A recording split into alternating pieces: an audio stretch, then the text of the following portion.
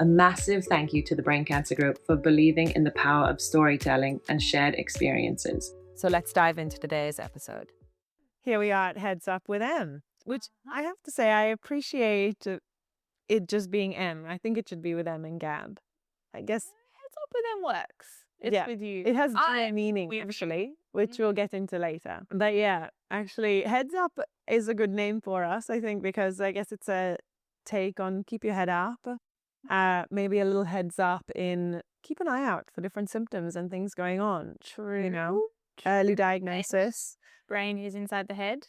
Of course. Uh-huh. And one more little reason she's special to us. You guys might not appreciate it until you know a little bit about our birthday. Yes. Which is coming soon. Exactly. Later this episode. Exactly. Which is always fun. We'll end on a high, but we're going to start with a low.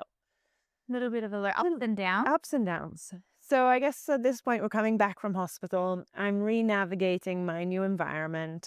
So post-surgery, but pre-diagnosis. Exactly. We spoke about this being a really difficult time for a lot of cancer patients. It's finding out, how bad it is. And you don't know what's ahead. And that's quite scary. How much treatment, how long is it going to last, all of these things. And what is it? I mean, a lot of people talk in terms of prognosis, and you think you're going to go into your next appointment being like, okay, so this is how long we think you'll have. And that's kind of what I was expecting, but no one talks about lifespan or life expectancy. And I think that's really healthy. I think medicine is kind of moving away from that, which is really good. Anyway, so I'm in this in-between phase, right?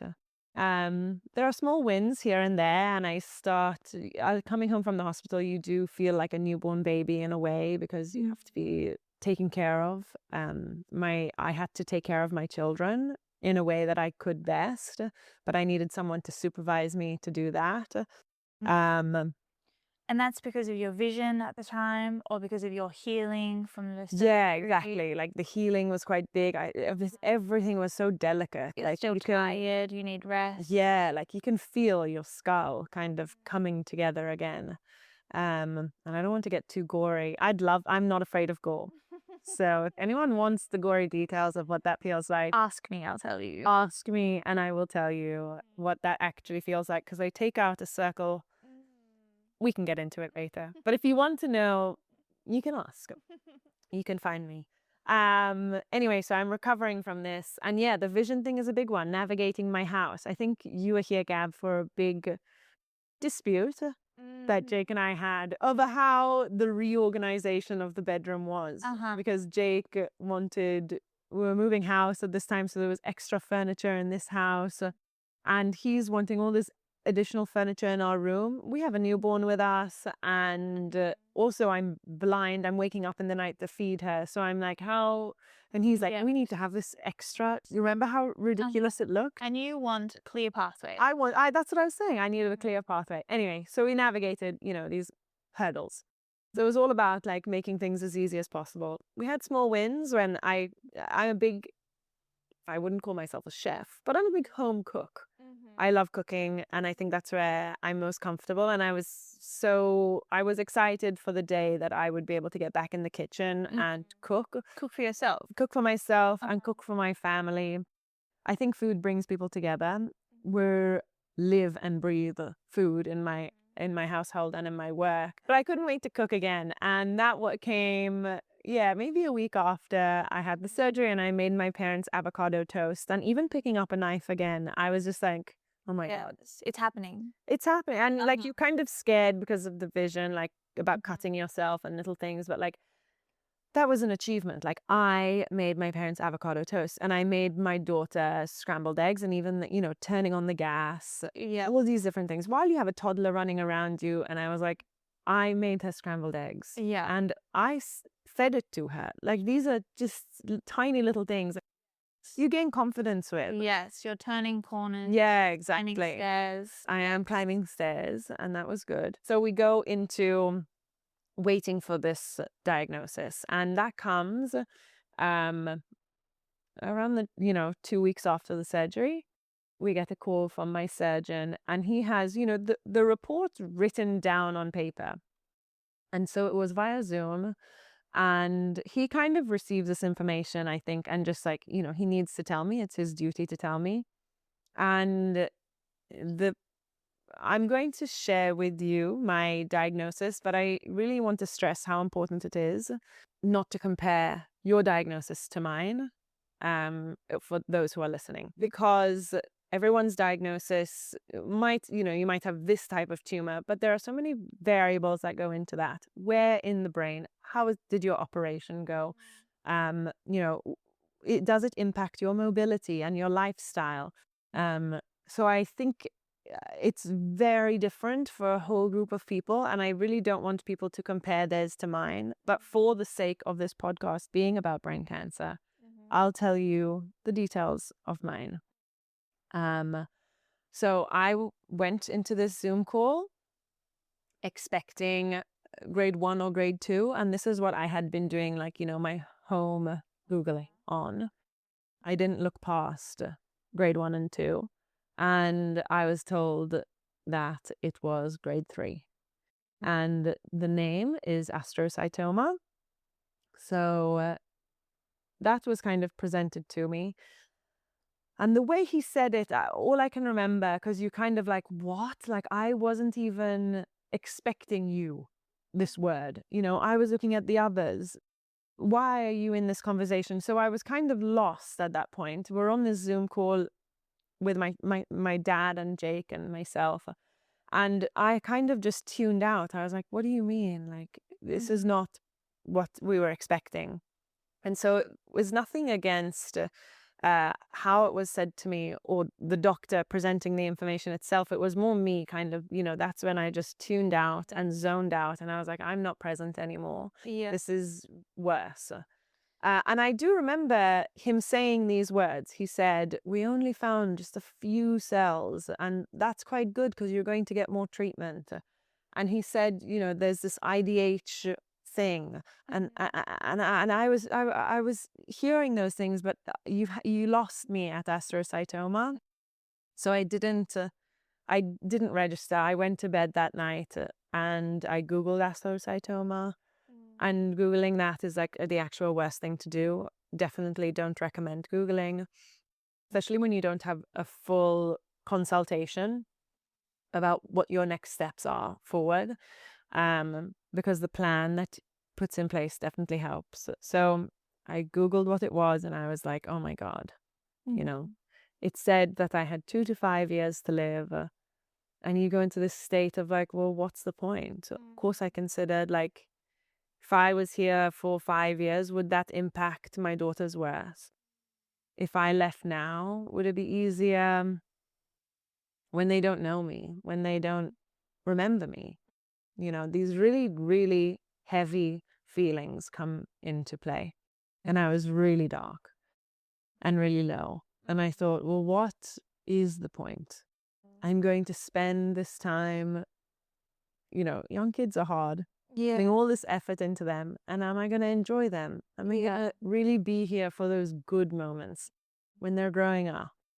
And that's what I want to relish in. That's the whole point of why I had these children, to watch them grow. You want to see them become adults.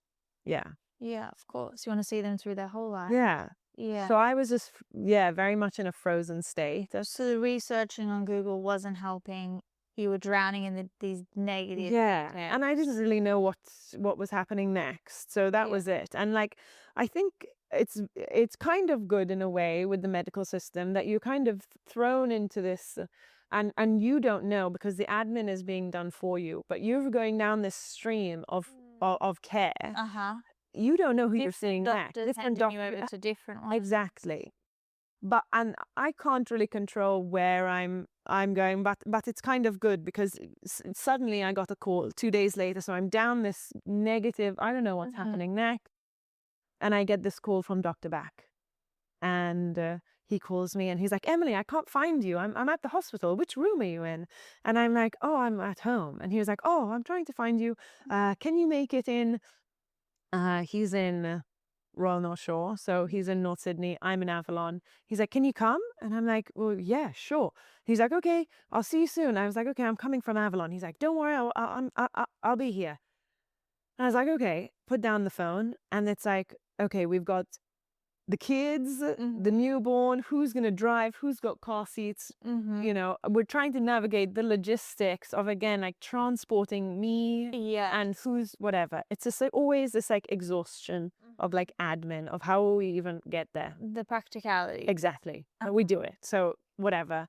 Myself, because then I'm like, well, who are my support people? You know, I needed myself there. I needed Jake there. Then I also felt like I needed my dad there, because you need more people to understand what the doctors are saying. I was like, More I'll eyes and interpret it ears. one way.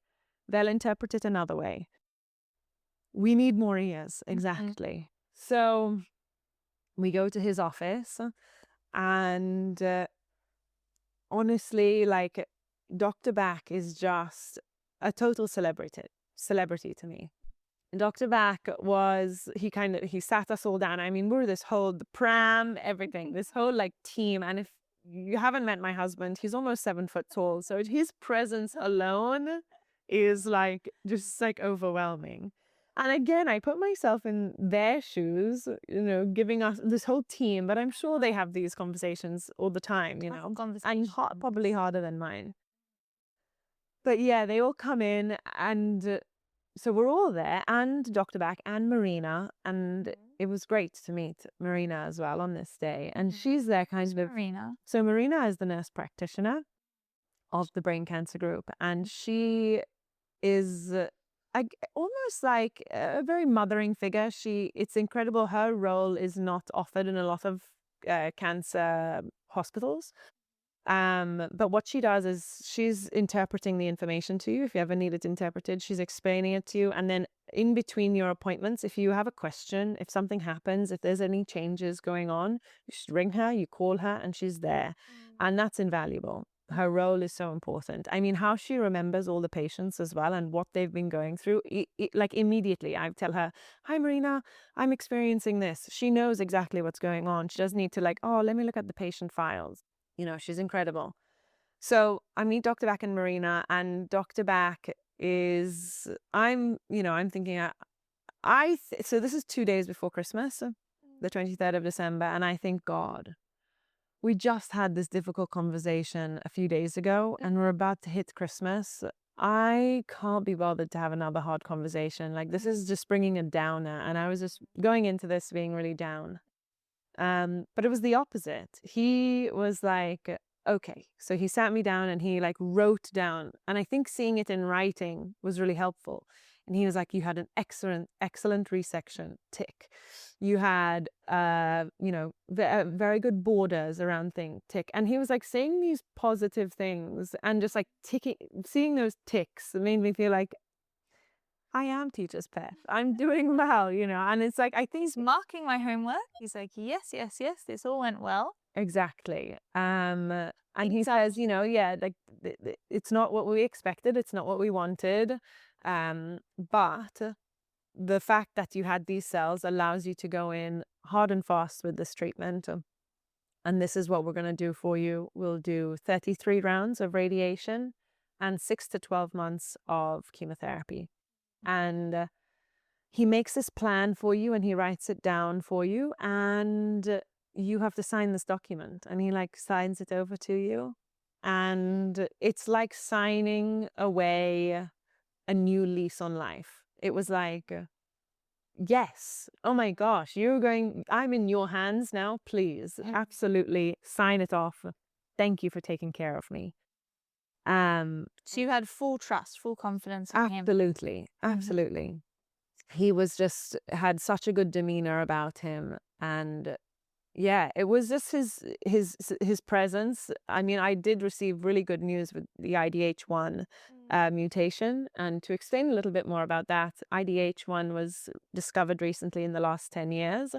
And even though it's part of, you know, astrocytoma is a high grade and fast growing tumor, the IDH1 kind of slows down its growth a little bit, so it gives you more time to find it if it were to come back. And because they've been able to identify it, there's a lot of research going into possibly trying to cure it. And now with brain cancer, there hasn't been a lot of changes in regards to curing it in the last 30 to 40 years.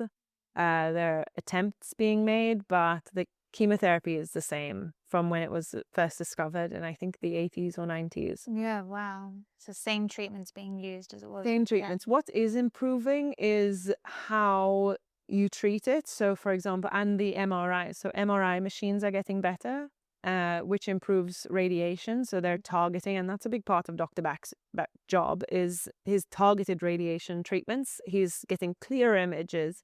He's studying your scans, and he's really targeting that area where he's going to radiate. And that's improving. So that's really good. And really the goal, what he said with me, is to change this from a, terminal diagnosis into a, I guess you'd say like a chronic illness, dealing with it as it comes. So we're going to blast this hard and fast, hope that it doesn't come back. If it does come back, that's okay. We'll deal with it again. And as a chronic, you're just going to, bunny hop onto the next thing, and hopefully buy me some time until actual discoveries are made. New treatments are available. And new treatments are available. Exactly. So that was my plan, and I'm just absolutely on board.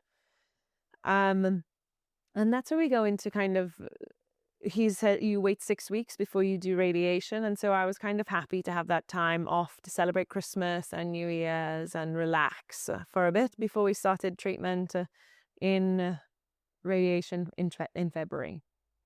And that was, I knew, going to be, a big year. And how do you prepare for that, Yeah. How did you prepare for that? Good question. I guess we sort of thought of a few things. So we moved in with my parents. Yeah. So immediately after the surgery, we didn't know where to live. We knew we needed a bigger space because we were saying we were living in a shoebox. But then we needed the additional support, people there to help us. I couldn't drive. So what if one of my children is sick, or I'm sick, or Jake's at work? How do we function? So moving in with my parents was vital. And figuring out, I guess, a dynamic. I'm really independent. And that was hard with figuring out how to take care of the kids.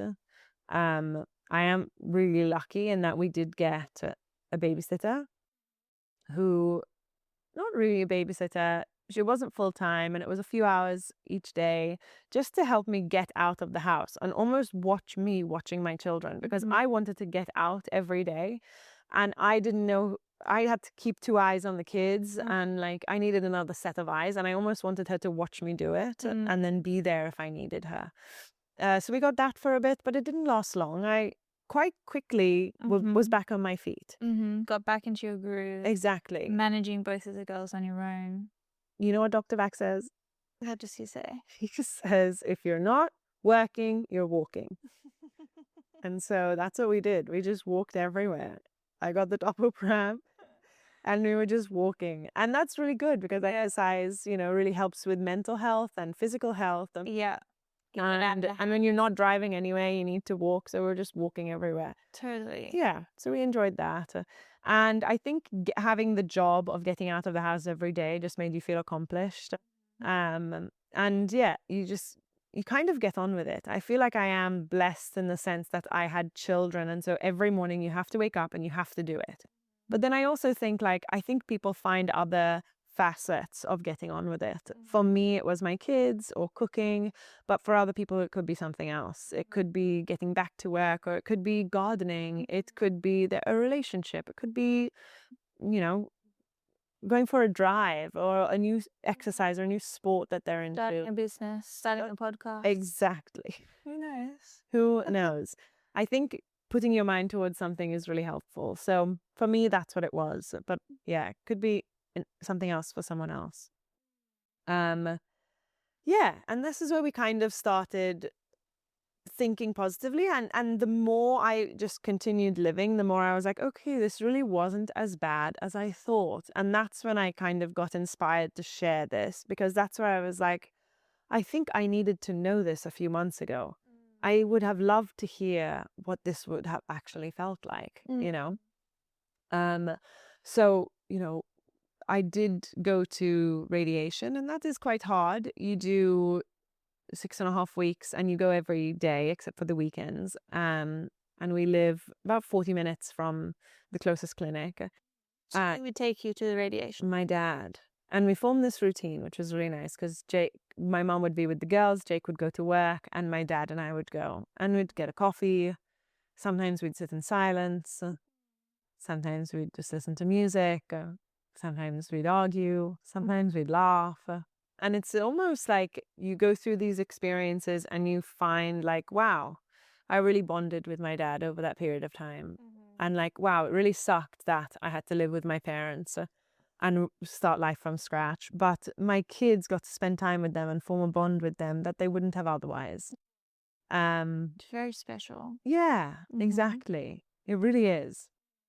And so, yeah, radiation is okay. I mean, the machine is fine. I really have admiration for the women, people. It was just women who worked at my clinic, but the people who work at these clinics, seeing people right in the heart of their discovery. You know, it's usually right after surgery or right after finding out, and they're showing up every day for these appointments. And the people who were working at the clinic were so pleasant, so kind, always smiling. So I had a really good experience there. I did lose my hair from the radiation. So this is kind of, people are wondering whether I lost it from the chemo. The chemotherapy didn't make me lose my hair. Very few people lose their hair with the type of chemo I was on. It was the radiation. And it's like a perfect circle of where they radiate. And it started to fall out at the back of my head. And in like little chunks. And you just Do you remember when it started to fall out? Yes. Jake and I went on this terrible road trip. I was like, we had initially over Christmas planned to go away, which was obviously cancelled. And so last minute I was like, okay, I was like in the middle of radiation, but it was a long weekend. So I was going to have 3 days off, and I was like, let's go to Bellingen. And I think that's quite far away. It was like 7 hours. And I was like, okay, let's book. I booked this like glamping style tin shed. It was amazing. I was like, we'll wake up 3 a.m. and we'll drive up there. And so we drove all the way up there With your two girls? with the two girls. And it was 41 degrees that day inside of the tin shed. So we got inside the tin shed. It was an oven. It was like 60 degrees. And we drove around in the car all day hoping that the temperature would decrease, but it obviously didn't. So we got back to the shed at like 3 o'clock and we're like, okay, let's just drive home. So you've driven all the way there? You drove all the way there, All the all the way back. And I was like pulling out my hair. That's when it started on the way back. And it just the head. And so like, it was a pretty terrible weekend. Honestly, the worst. But you had been told that you would lose your hair? Yeah, I was prepared for it. And I don't know if this comes... people prepared me for the pain I would feel losing my hair. Not physical, but emotional. And you get leaflets on it and everyone talks to you about it. But maybe it's because I had just had a baby. I was like, I couldn't give two shits about how I look right now, honestly. And I think your priorities shift when you get this kind of diagnosis as well. Like, Grateful to be here. I'm grateful to be here, and like I really couldn't care less about my hair. You weren't going out and about too much at that stage. I was like, yeah, doesn't matter. I'm looking after my girls. Exactly. Let's really see what this experience is like. Okay. It was quite unique. And yes, so it eventually all fell out in a perfect kind of circle across the top of my head. And it reached a stage where it became hard to hide the bald patch with my hair. And I think it was quite the hardest. I wanted to shave my head early on, but it was harder for my parents to... I think they were like... envision you with no hair. Yes. They were like, but then everyone will know you have cancer. And I was like, but they already... Everyone knows. everyone knows in my circle. Like, it's okay if strangers know I have cancer. Yeah. And but I think it was hard for them to see me that way, for them to see it all the time. And I felt living with them was really hard on them because they were confronted by it. Yes, exactly. And I felt so bad for being around in that way. You know what I mean? Like, oh, yeah, it was hard. But we did, eventually it reached a point with my hair where trying to cover it, I thought was more confronting because you would get you would just see strands of hair covering this big bald spot. And I was like, I think that's actually worse because you see someone, you think don't have cancer. And then suddenly you're like, oh my God, what is that? Exactly. And it really was confronting. I was at a swimming lesson with my daughter, Rafi, and I'm wearing a hat to kind of cover it up. And there are, 4 or 5 other parents in the pool with their kids. And Rafi pulls off my hat and I could just feel the energy. Everyone kind of like cringe and realize I had been going swimming lessons with these people, for like the year. I felt them. I felt their pity and I felt their sorrow. And I was like, I'd much rather them just see it face up instead of this confrontation of this accident happening and this discovery. And I've shocked you now. I didn't want that. I feel like ready, like I can show this. I can shave my head. Exactly. So when it came after that, experience, I was like, well, we're doing it. Like, we're just gonna shave it, and we did it, and it felt really nice because it was my choice. I was like, let's just do it. And who was there when you shaved your head?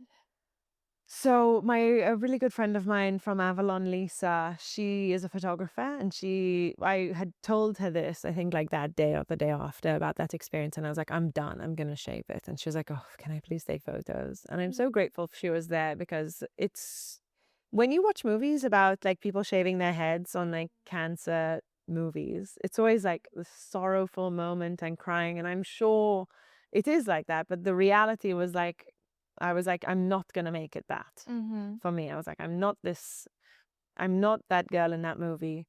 I am choosing to do this. I'm going to do it. And I'm actually probably going to feel better about myself because I don't like this awkward phase right now, Yeah, I'm just going to embrace it. It's happening, exactly. Whether I like it or not. Exactly. Yeah. So we did that March last year. And it felt really good. And I was like, I'm kind of excited to see all the different phases of my hair. I have to say, I didn't like any of them until now. It's probably why I'm agreeing to be on camera. This is the stage we're out of the awkward phase. Yeah. I think it was really hectic for a while. And initially I was like, I'm going to bleach it. And then we bleached it. Disaster. Someone made it grey at one point. It's gone through a few stages. Exactly. I did really like the shaved head though.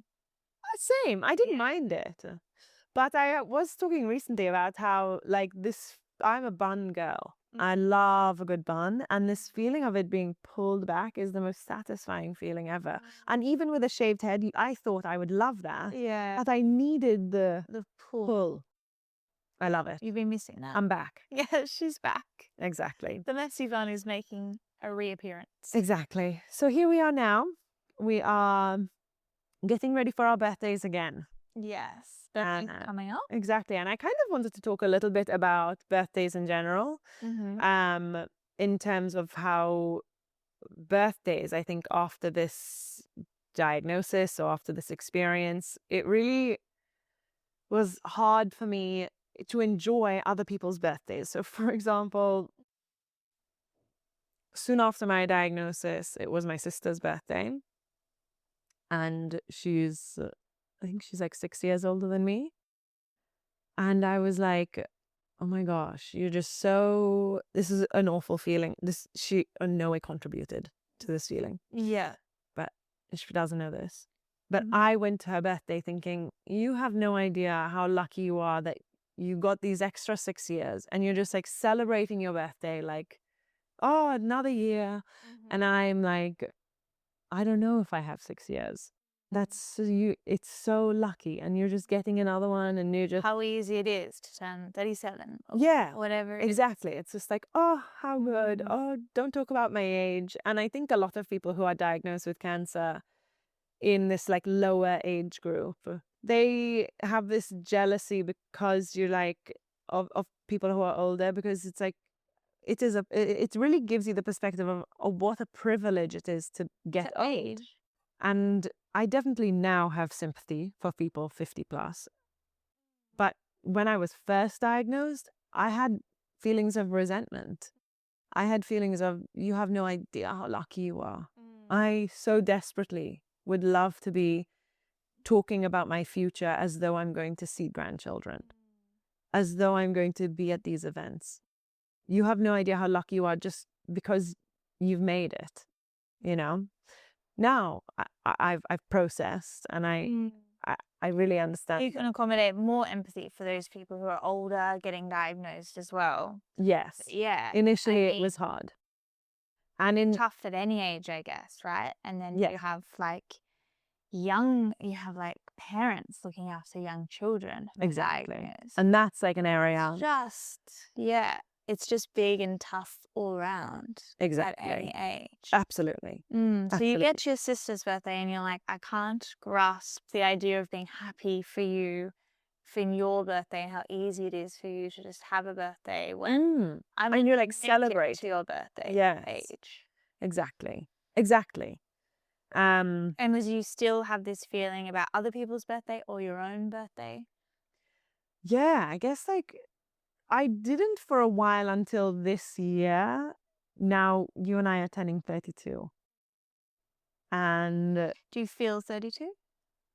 I like, no, like in many ways, is it because we're trapped in this idea of being 30 and like, oh, we're scared of turning 30? Or is it, am I trapped in the time I was diagnosed? I was diagnosed at the age of 30, and I still feel like I haven't left that age, you know? And I wonder if other people connect with this. It's like, I'm still there, and how is time passing, but I'm still there. Yeah. And how much do you want time to pass? Like you want to move forwards with Yeah. life, you want to do new things. Exactly. You want this life after your diagnosis. In some ways, you're kind of trapped and stunted, you know? So I guess that's it for today. That's Yes. enough for now. Yes. We've gone through a lot of the ups, still some of the downs. And these topics are obviously, they're tough ones. It's real stuff that's happened to you.